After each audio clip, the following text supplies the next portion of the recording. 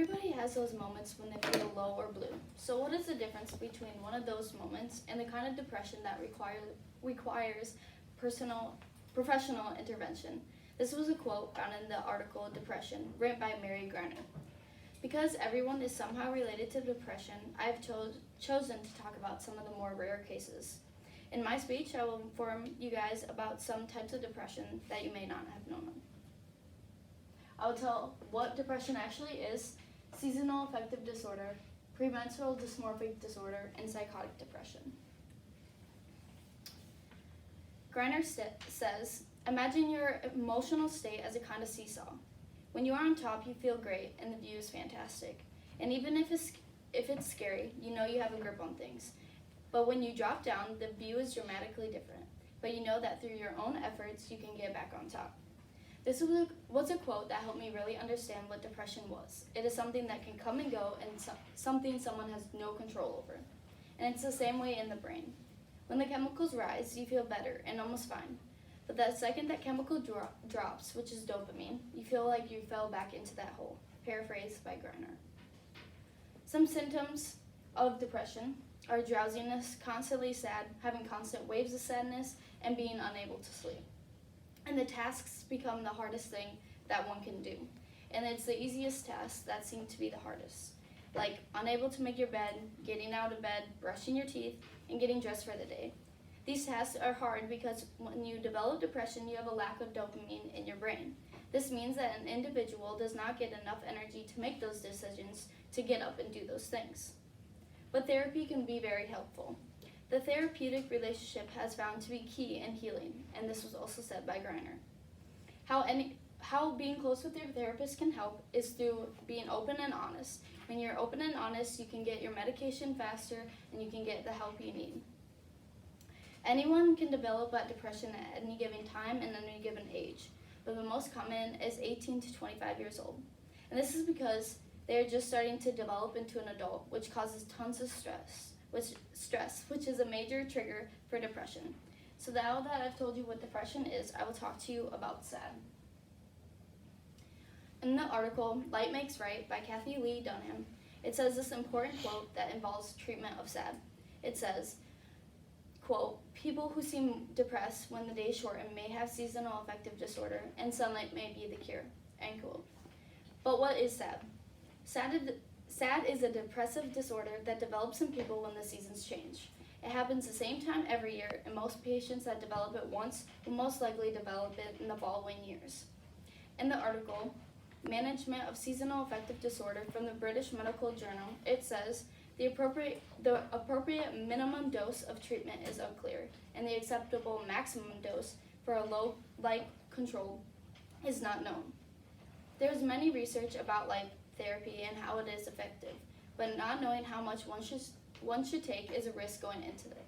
And light therapy is when certain people go out in the day and get certain light, like time in the sun, if you can, and it depends on how much one person needs.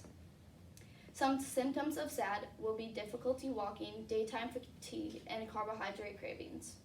In certain states, there is a lower rating of SAD, and this is because the seasons don't change as often and the weather seems nice for the most part. Quote, residents from Florida reported fewer symptoms of SAD than residents from Maryland, New York, Alaska, and New Hampshire. And this was a quote from Dunham. So now that I've talked to you about SAD, I will talk to you guys about premenstrual dysmorphic depression. PMDD is the abbreviation for premenstrual dysmorphic depression, and only women can obtain this. In this article from the Cleveland Clinic, it says, quote, PMDD affects up to 10% of women, end quote. 1 in 10 women will sadly suffer from this depression, and this alone is sad, but now about the physical effects that this puts on women during their menstrual cycle is another thing. In the article, Physical Characteristics of the Menstrual Cycle and Premenstrual Depressive Symptoms, written by Jeff Kingster, it says, quote, participants were asked about the severity of their 4 physical symptoms during the week. These 4 symptoms are headaches, changes of skin, bowel movements, and gastral symptoms. Patients that had participated in this survey showed all their results of all 4 of their symptoms had gotten worse as they were going through PMDD. In the Cleveland Clinic article, it says, quote, experts don't know why some people get PMDD and others don't, but decreasing levels of estrogen and progesterone hormones after ovulation and before menstruation may trigger symptoms, end quote. Luckily, there are many treatments that can help this, and here's a list of them from the Cleveland Clinic column. You can get antidepressants called SSRIs, which are selective serotonin reuptake inhibitors, and you can get prescribed birth control pills, exercise, and lower your intake on certain drinks such as caffeine. And you can also use stress management tools that you think works for you or your therapist has suggested for you. You cannot prevent PMDD, but once you get it, you get these things called episodes. Quote, symptoms of it start 10 to 14 days before your menstrual cycle and usually go away within the first 2 days of your actual period, end quote. This means that a person with PMDD could feel the effect for over 2 weeks, as stated in the Cleveland Clinic article. So now that I've talked to you guys about PMDD, I will talk to you about psychotic depression. Psychotic depression is when a person experiences hallucinations and delusional thinking. The treatment for this is usually therapy that finds to help the most. In this article called A Patient's Journey, written by Rebecca Lawrence and Stephen M. Laurie, it tells a story on a woman that went through this and is still going through psychotic depression. In the beginning of the article, there's a moving quote that says, I don't remember feeling depressed, but I became terrified of everything, afraid to eat and convinced my baby would die. This quote was from the anonymous woman that had said this during her experience. She's going through depression while she's pregnant. Being pregnant does not, however, play a role in developing psychotic depression, but her genes do. She said, quote, I was unaware at the time of my family history, from Lorian and Lawrence. She talks about her journey going to the hospital, and this is important because she went to college for becoming a doctor, and she ended up being a doctor in the hospital that she then was a patient in. She became worried and embarrassed that she was there, and after being in the hospital dealing with psychotic depression, this took 2.5 years off of her career. After being in the hospital, she talks about her journey coming back home. She informs us that she noticed her husband was becoming upset, and she said, quote, I've not always been there for them. Lorian Lawrence.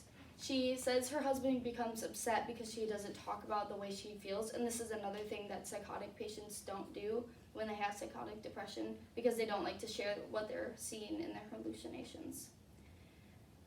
Talking about her child and husband, she also states that she will always bear the guilt of not being there for them, end quote.